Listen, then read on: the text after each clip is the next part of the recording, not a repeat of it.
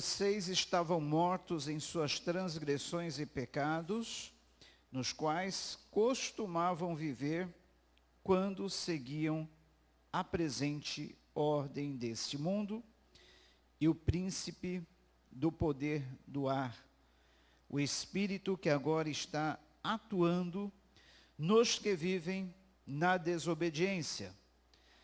Anteriormente, todos nós também vivíamos entre eles, satisfazendo as vontades da nossa carne, seguindo seus desejos e pensamentos. Como os outros, éramos por natureza merecedores da ira. Todavia, Deus, que é rico em misericórdia, pelo grande amor nos amou, deu-nos vida com Cristo, quando ainda estávamos mortos em transgressões, pela graça vocês são salvos.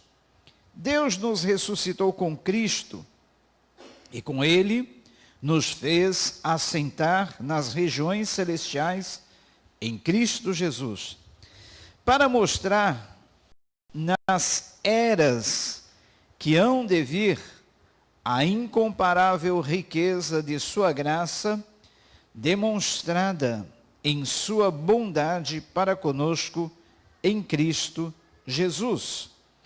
Pois vocês são salvos pela graça, por meio da fé, e isso não vem de vocês, é dom de Deus, não por obras, para que ninguém se glorie. Porque somos criação de Deus, realizada em Cristo Jesus, para fazermos boas obras, as quais Deus preparou antes para nós as praticarmos. Portanto, lembrem-se de que anteriormente vocês eram gentios por nascimento, e chamados incircuncisão pelos que se chamam circuncisão feita no corpo, por mãos humanas, e que naquela época vocês estavam sem Cristo, separados da comunidade de Israel, sendo estrangeiros quanto às alianças da promessa, sem esperança e sem Deus no mundo. Mas agora, em Cristo Jesus, vocês que antes estavam longe, foram aproximados mediante o sangue de Cristo.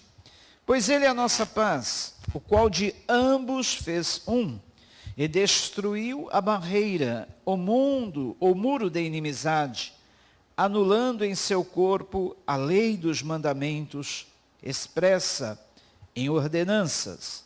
O objetivo dele era criar em si mesmo, dos dois, um novo homem, fazendo a paz e reconciliar com Deus os dois em um corpo, por meio da cruz, pela qual ele destruiu a inimizade.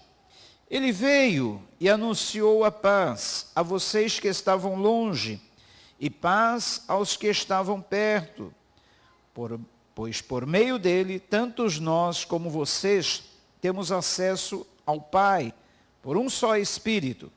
Portanto, vocês já não são estrangeiros, nem forasteiros, mas concidadãos dos santos e membros da família de Deus, edificados sobre o fundamento dos apóstolos e dos profetas, tendo Jesus Cristo como pedra angular, no qual todo o edifício é ajustado e cresce para tornar-se um santuário santo no Senhor. Nele vocês também estão sendo edificados para se tornarem morada de Deus por seu Espírito. Vou ler o mesmo texto, Efésios capítulo 2, na linguagem de hoje, tá? Antigamente, por terem desobedecido a Deus e por terem cometido pecados, vocês estavam espiritualmente mortos. Naquele tempo, vocês seguiam o mau caminho desse mundo e faziam a vontade daquele que governa os poderes espirituais do espaço, o espírito que agora controla os que desobedecem a Deus. De fato, todos nós éramos como eles e vivíamos de acordo com a nossa natureza humana, fazendo o que o nosso corpo e a nossa mente queriam. Assim, porque somos seres humanos como os outros, nós também estávamos destinados a sofrer o castigo de Deus. Mas a misericórdia de Deus é muito grande e o seu amor por nós é tanto que quando estávamos espiritualmente mortos por causa da nossa desobediência, Ele nos trouxe para a vida que temos em união com Cristo. Pela graça de Deus vocês são salvos, por estarmos unidos com Cristo Jesus. Deus nos ressuscitou com Ele, para reinarmos com Ele no mundo celestial. Deus fez isso para mostrar, em todos os tempos do futuro, a imensa grandeza da sua graça, que é nossa, por meio do amor que Ele nos mostrou, por meio de Cristo Jesus. Pois pela graça de Deus, vocês são salvos, por meio da fé. E isso não vem de vocês, mas é um presente dado por Deus. A salvação não é o resultado dos esforços de vocês, portanto ninguém pode se orgulhar de tê-la, pois foi Deus quem nos fez o que somos agora, em nossa união com Cristo Jesus. Ele nos criou para que fizéssemos as boas obras que Ele já havia preparado para nós. Lembrem que vocês, os não-judeus, eram chamados de incircuncidados pelos judeus, que chamam a si mesmo de circuncidados por praticar a circuncisão. Lembrem do que vocês eram no passado. Naquele tempo vocês estavam separados de Cristo, eram estrangeiros e não pertenciam ao povo escolhido de Deus. Não tinham parte nas suas alianças, que eram baseadas nas promessas de Deus para o seu povo. E nesse mundo viviam sem esperança e sem Deus. Mas agora, unidos com Cristo Jesus, vocês que estavam longe de Deus, foram trazidos para perto dele, pela morte de Cristo na cruz. Pois foi Cristo quem nos trouxe a paz, tornando os judeus e os não-judeus um só povo. Por meio do sacrifício do seu corpo, ele derrubou o muro de inimizade que separava os judeus dos não-judeus. Ele acabou com a lei, juntamente com seus mandamentos e regulamentos, e dos dois povos formou um só povo. E dos dois povos formou um só povo novo e unido com ele. Foi assim que ele trouxe a paz. Pela sua morte na cruz, Cristo destruiu a inimizade que havia entre os dois povos. Por meio da cruz, ele os uniu em um só corpo e os levou de volta para Deus. Assim Cristo veio e anunciou a todos a boa notícia de paz, tanto a vocês, os não-judeus que estavam longe de Deus, como aos judeus que estavam perto dele. E por meio de Cristo, que todos nós, judeus e não-judeus, podemos ir, pelo poder de um só Espírito, até a presença do Pai. Portanto, vocês, os não-judeus, não são mais estrangeiros, nem visitantes. Agora vocês são cidadãos que pertencem ao povo de Deus e são membros da família dele. Vocês são como um edifício e estão construídos sobre o alicerce que os apóstolos e os profetas colocaram. E a pedra fundamental desse edifício é o próprio Cristo Jesus. Ele mantém o edifício todo bem firme e faz com que cresça como um templo dedicado ao Senhor. Assim vocês também, unidos com Cristo, estão sendo construídos junto com os outros para se tornarem uma casa onde Deus vive por meio do seu Espírito. Amém? Lindo esse último versículo, como todos os demais, né? Vamos ler juntos, para ficar bem fixado por nós. Versículo 22. Assim, vamos colocar na primeira pessoa do singular, nós, tá? Assim, aliás, primeira pessoa do plural. Assim, nós também, unidos com Cristo, estamos sendo construídos junto com os outros para nos tornarmos uma casa onde Deus vive por meio do seu Espírito. Vamos orar? Senhor Deus, que a tua palavra possa trazer luz para o nosso caminho, porque ela é a lâmpada para os nossos pés, Pai. Ajuda-nos a compreendermos as verdades da tua palavra, Pai. Ajuda-nos a entendermos e estarmos preparados para tudo o que vier através da tua palavra. Dá-nos essa força, Senhor. Dá-nos esta preparação, Pai. Usa cada um, Senhor, conforme o teu poder, conforme a tua graça, nesses dias tão difíceis, Pai. Proteja, Senhor, todos aqueles que estão vivendo nos dias atuais e que vão experimentar tudo o que virá ainda pela frente, Senhor. Ajuda, Senhor, a tua igreja a ser a luz desse mundo, o sal dessa terra. Ajuda a tua igreja a continuar dando testemunho de fé entre as nações. Em nome de Jesus, amém. Pouquinho antes de descer, queridos, eu estava vendo o testemunho de um garoto que perdeu pai e mãe nesse terremoto que aconteceu na Turquia e na Síria. Que alguém pode dizer assim, aconteceu o terremoto lá porque esse povo não conhece a Deus, esse povo não serve a Deus, a maioria daquela religião lá do véu. Mas não. Tanto na Turquia como na Síria, apesar de serem países predominantemente islâmicos, tem igrejas lá, tem cristãos. E uma dessas igrejas foi totalmente destruída nesse terremoto.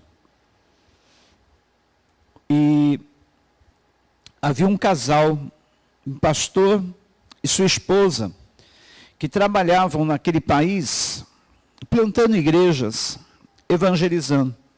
E por incrível que pareça, no dia do terremoto, eles estavam reunidos. A equipe do pastor conseguiu se salvar. O pastor e sua esposa morreram soterrados. E, por um milagre, também, o filho do casal, um filho de 10 anos, sobreviveu. E a parte emocionante da história é que durante o enterro dos seus pais, o garoto ele faz uma oração muito emocionado, uma oração muito comovente, que é de derramar lágrimas em qualquer um. A oração do garoto, na beira do túmulo, ao ver os seus pais sendo enterrados, foi a seguinte: Deus, eu te agradeço por livrar os meus pais desse mundo tão mau. Agora, eles já não estão mais sofrendo nesse mundo. Eles estão vivendo na tua gloriosa presença.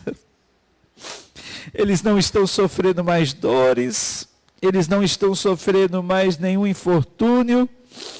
Agora eles estão na tua doce e santa presença. Obrigado, meu Deus, por tirá-los desse mundo e lhes conceder esse descanso. Gente, o que leva um garoto de 10 anos, né, ter uma fé como essa? ele poderia, diante dessa situação, estar murmurando, reclamando. Mas por que, Senhor? Por que tu permitiu esse terremoto? Por que tu permitiu que eu ficasse órfão aos 10 anos de idade? Por que, Senhor? Ele poderia estar questionando o Senhor de várias maneiras, mas ele estava agradecendo. Exatamente como o apóstolo Paulo nos aconselha, na segunda carta dele aos Tessalonicenses, quando ele diz: em tudo dai graças, pois esta é a vontade de Deus para convosco. O menino não estava agradecendo pelo terremoto, por ter perdido seus pais, mas simplesmente agradecendo a Deus por ter tirado os pais dele desse mundo, livrados desse mundo cruel e levados para a sua eterna glória. Será que nós teremos essa mesma fé, essa mesma gratidão de, num momento como esse, agradecer a Deus? Gente, isso é fé. Fé e gratidão. Ao invés de murmurar, ele agradeceu a Deus. E com certeza, Deus vai abençoar muito, muito esse menino. Com certeza, a partir de agora, ele tem a Deus como seu único pai. Aquele único que vai tomar conta dele, e com certeza vai tomar conta desse garoto. Muito bem. Queridos, essa compreensão das coisas que o Espírito Santo dá, essa compreensão só pode vir do Espírito Santo. O apóstolo Paulo, ele é dos escritores do Novo Testamento que mais escreveu cartas. Dos 27 livros do Novo Testamento, Paulo escreveu 14 cartas. E Deus deu uma revelação, uma compreensão tão grande ao apóstolo Paulo, que vários teólogos, eles já disseram: olha, se não fosse a sabedoria de Deus concedida ao apóstolo Paulo, em revelar os mistérios da graça, em revelar-nos os mistérios da igreja, o cristianismo poderia ser, hoje, simplesmente um braço, um segmento do judaísmo. Mas Paulo, numa compreensão tão clara das coisas de Deus, ele teve esse vislumbre da obra que Deus fizera através da morte do seu filho Jesus. Através da morte de Cristo, ele uniu dois povos, cristãos e judeus. Os judeus e os gentios. Entenda-se por gentios todos os povos que não são judeus. Paulo, através da sabedoria do Espírito Santo, viu o plano, a obra de Deus. Ao enviar o seu filho Jesus para morrer na cruz, Jesus estava derrubando a parede de separação entre dois povos, fazendo dos dois povos um. Ora, os judeus, eles se orgulhavam de deterem as promessas de Deus, de serem o povo da aliança. Eles tinham as promessas e tinham a aliança de Deus. E nós estávamos separados de tudo isso. Separados das promessas, e éramos estranhos à aliança de Deus que ele promoveu com seu povo. Mas vindo Jesus Cristo, ele derrubou esse muro de separação, ele fez a paz entre nós e Deus, e ele nos fez participantes desta aliança com Deus. Agora, as promessas que antes eram do povo judeu, essas promessas são nossas. A aliança que Deus tinha com os judeus agora também é uma aliança conosco. De dois povos ele fez um. As duas hastes da cruz, a vertical e a horizontal, simbolizam que através da morte de Cristo Jesus fomos unidos com Deus, a haste vertical. E através da morte de Cristo também fomos unidos uns com os outros. Unidos entre irmãos e união entre os dois povos. E Paulo, ele teve essa sacada genial. Paulo, ele teve uma visão, a obra que o Espírito Santo de Deus fez no coração dele, olha, para os irmãos terem uma ideia, ele era perseguidor da igreja, ele era perseguidor dos cristãos, ele saía com cartas de autorização para perseguir e matar os cristãos, ele consentiu na morte de Estevão, ele estava ali segurando as vestes daqueles que estavam apedrejando a Estevão e apoiando aquele assassinato. Mas Deus pegou ele de um jeito tão legal, na estrada de Damasco, que ele ficou cego diante do resplendor da glória de Jesus, que apareceu a ele no caminho da estrada de Damasco, onde ele estava indo para matar cristãos.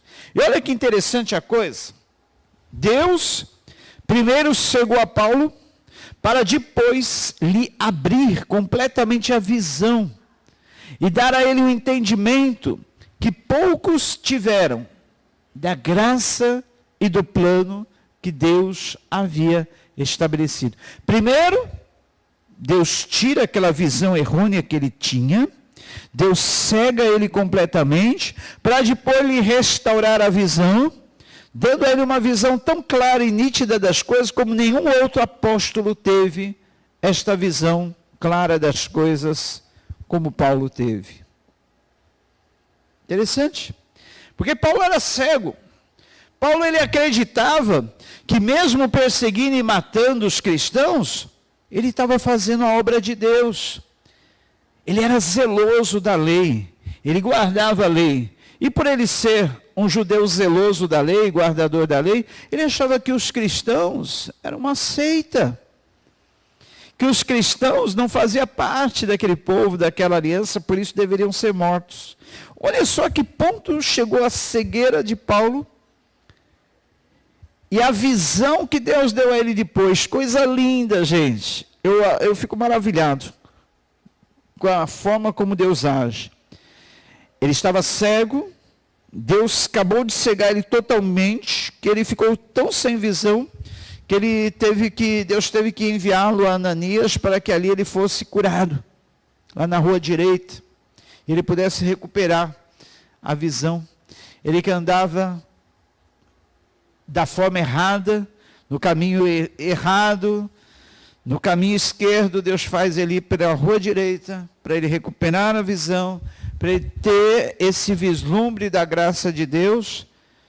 E aí, essa carta que ele escreve à igreja em Éfeso, é uma coisa sensacional, queridos. Se você puder, leia todos os 6 capítulos dessa carta que ele escreveu à igreja de Éfeso.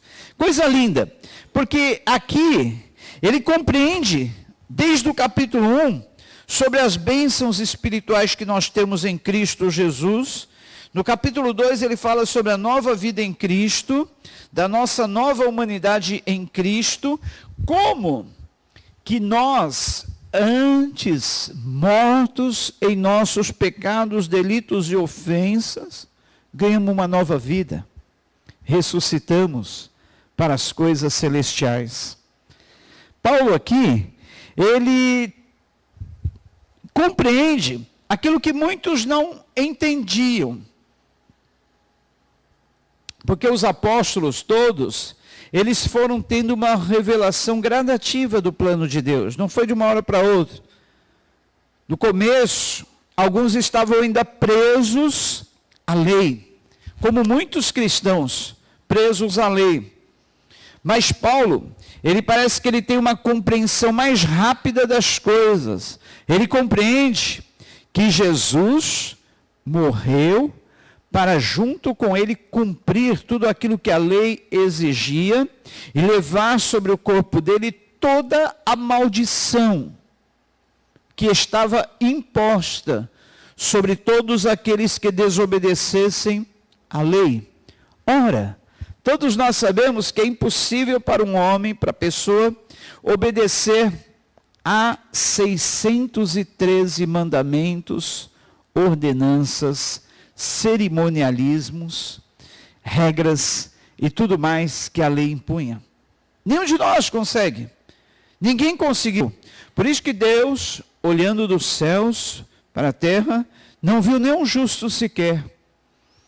Por isso ele teve que enviar o seu filho sem pecado para morrer por toda a humanidade, para que um justo carregasse sobre o seu corpo todo o pecado e assim nós fomos salvos. Então em Efésios capítulo 2, Paulo ele compreende que ninguém pode se vangloriar ou se orgulhar de ter sido salvo, porque a salvação não é mérito nosso. Nós somos salvos de graça, pela graça, através, mediante a fé, por nós acreditarmos que Cristo Jesus morreu para perdoar os nossos pecados, nós somos salvos por meio da graça. Nós, que antes estávamos mortos, dominados pelo príncipe que atua nos filhos da desobediência, agora ressuscitamos para uma nova vida. Aí Paulo ele compreende que as pessoas que estão separadas de Deus, que ainda não tiveram acesso a essa graça, eles vivem sob o domínio do príncipe deste mundo. Isso explica, queridos, aquilo que nós não entendemos. Nós olhamos para o mundo, para as pessoas, e nós não compreendemos. Por que tanta rebeldia contra Deus? Por que tanta rejeição às coisas de Deus? Por que tanta maldade? Por que tantos hábitos e costumes pecaminosos? Que nem eu ouvi agora esses dias, que agora a moda é ser da macumba, porque a dama lá é da macumba. Então agora é moda, é status, porque antes, né, a primeira dama era uma cristã, agora a primeira dama é do outro lado. Então, muitos estão seguindo como se fosse um status, uma coisa legal, é a coisa da moda, mas eles não sabem que essa moda pode terminar mal. Pode não, vai terminar mal, porque a palavra de Deus diz que há caminhos que ao homem parecem ser bons, mas ao final são caminhos de morte. E ora, aquilo que eu falei domingo, a nossa liberdade cristã está por um fio. Por enquanto eu ainda posso falar isso. Nem sei se eu posso. Nem sei se vai dar algum BO. Mas estou falando. Há caminhos que ao homem parece ser bom, mas ao final são caminhos de morte. Porque todo caminho que não liga a Deus, todo caminho que não é Jesus, vai conduzir ao abismo. João 14,6, Jesus disse: eu sou o caminho, a verdade e a vida. Ninguém vem ao Pai a não ser por mim. Vocês viram que lá na Bahia já estão tentando impor essa lei, que ninguém vai poder mais dizer para outra pessoa: você precisa encontrar Jesus. Porque eles alegam que isso é uma intolerância religiosa. Que não é só Jesus que a pessoa precisa encontrar. Ela precisa encontrar uma religião onde ela se sinta bem, que traga paz a ela, que torne ela uma pessoa melhor, mais cheia de amor. Então, não é só Jesus o caminho. Isso é uma intolerância religiosa. Ora, Se há uma intolerância religiosa para eles, nós falarmos dessa forma, será que da mesma maneira eles não estão sendo intolerantes para conosco, por nós estarmos pregando aquilo que nós cremos? Por nós estarmos exercendo a liberdade que o artigo 5º da Constituição nos garante? De termos a nossa liberdade de crença? Se nós acreditamos que Jesus é o único caminho, o único que pode salvar, por que nós seremos impedidos de crer e pregar assim? Quem está sendo intolerante? Nós ou eles? Lá nos Estados Unidos, berço de tantas igrejas, lugar de onde saíram tantos missionários para o mundo, inclusive aqui para o Brasil. Já está sendo proibido transitar, como foi proibido um jovem de transitar por um shopping, porque na camisa dele estava escrito aqui na frente, Jesus salva. E atrás, Jesus é o único caminho. E riscado aquele símbolo de união entre as religiões, que nem todas levam a Deus.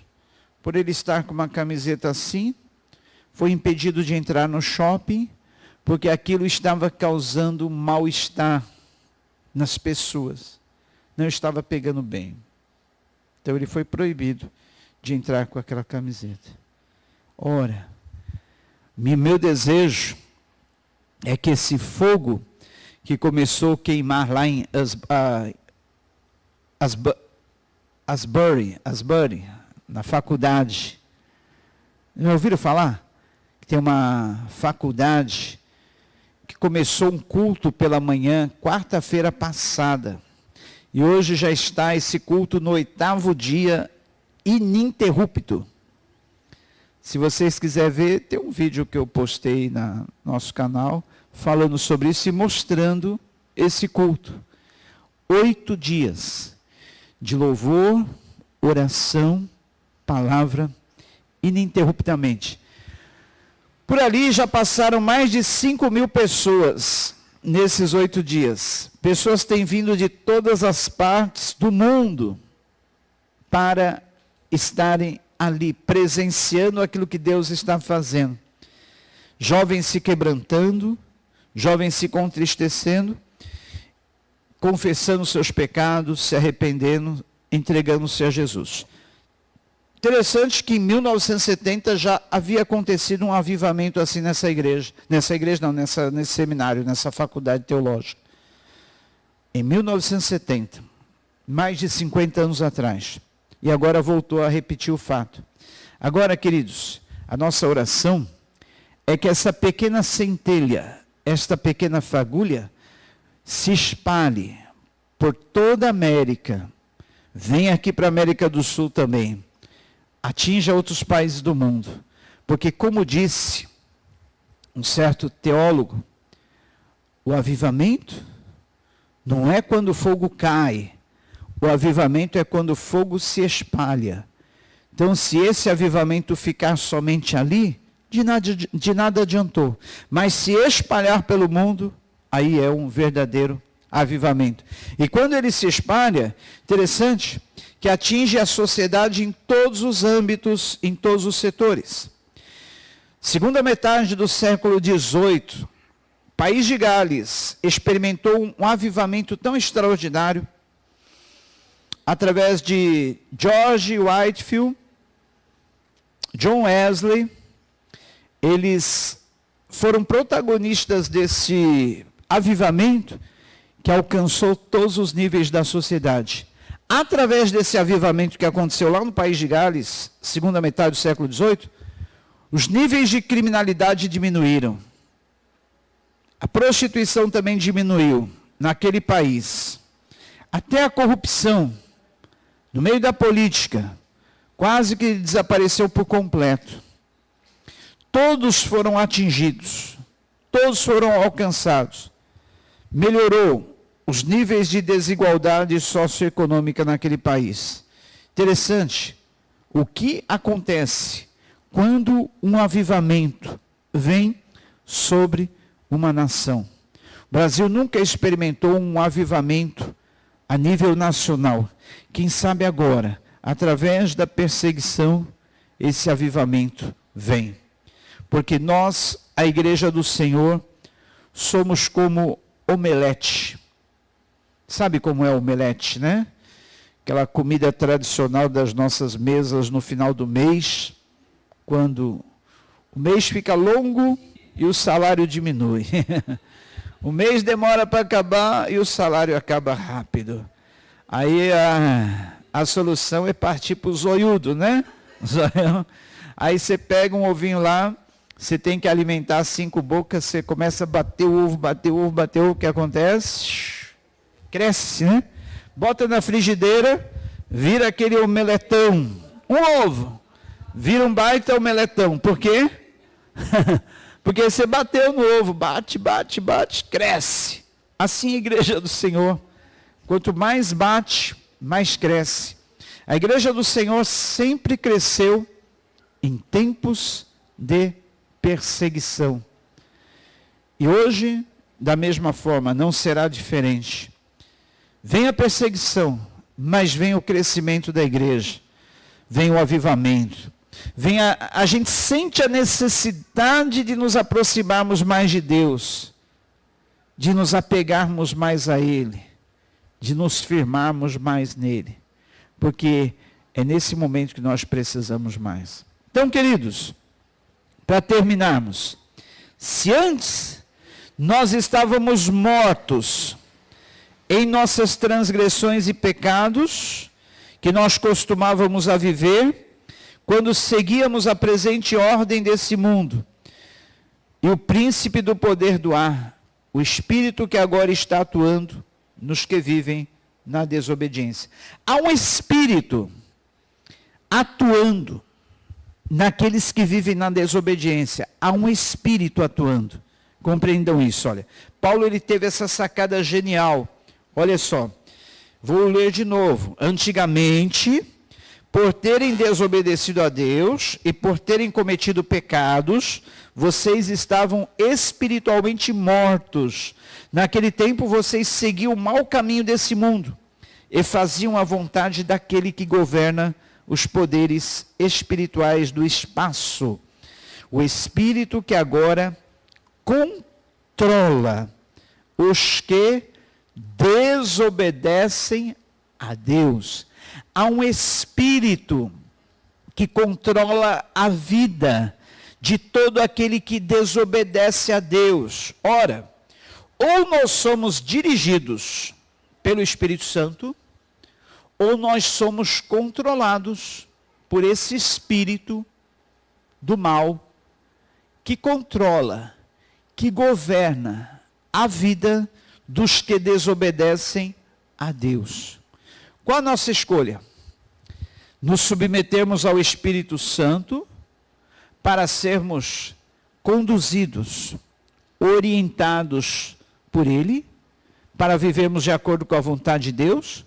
Ou vamos ser desobedientes a Deus para sermos controlados por esse Espírito que opera, que atua na vida de todo aquele que desobedece a Deus? Lembre-se, temos 2 opções só. Submetermos ao Espírito Santo, ou submetermos-nos, ou desobedecermos a Deus, e submetermos-nos ao Espírito que controla, ao Espírito desse mundo, que controla todo aquele que desobedece a Deus. Qual a nossa escolha? São 2 caminhos, são 2 opções, 2 escolhas. Não tem meio termo, não tem como ficar em cima do muro, não tem como servir a 2 senhores, não tem como ser luz e trevas. Temos que ser uma coisa só. E aí Paulo nos leva a essa meditação, essa reflexão, que nós já fomos dominados pelo poder do mal, pelo Espírito que agora atua na vida daqueles que desobedecem. Nós estávamos mortos nos nossos pecados e nas transgressões, mas Deus que é rico em misericórdia, nos resgatou, nos deu nova vida. E nessa nova vida agora, nós estamos reinando com Deus, em Cristo Jesus. Não estamos mais no plano desse mundo, estamos em outra dimensão. É por isso que aquele garoto de 10 anos, ele teve essa força, essa graça de agradecer a Deus por ter tirado os seus pais desse plano terrestre, desse mundo, e levá-los para uma nova dimensão. Isso é compreensão da graça de Deus. Vamos orar e agradecer a Deus por ter nos tirado desse mundo, por ter transformado a nossa vida, por ter nos dado uma nova vida. E através dessa nova vida que Ele nos concedeu, mediante crermos na palavra dEle, nós somos ricamente agraciados por termos em nós o Espírito Santo de Deus. Pai, muito obrigado pela obra que Tu efetuou em nós, através da morte do Teu Filho Jesus. Obrigado porque mesmo sem merecermos, fomos escolhidos, eleitos, para sermos alcançados por essa graça. Nos ajude para que nós possamos ser instrumentos Teus e levarmos essa compreensão a outros, e que outros possam ser também ricamente alcançados por essa graça, Pai.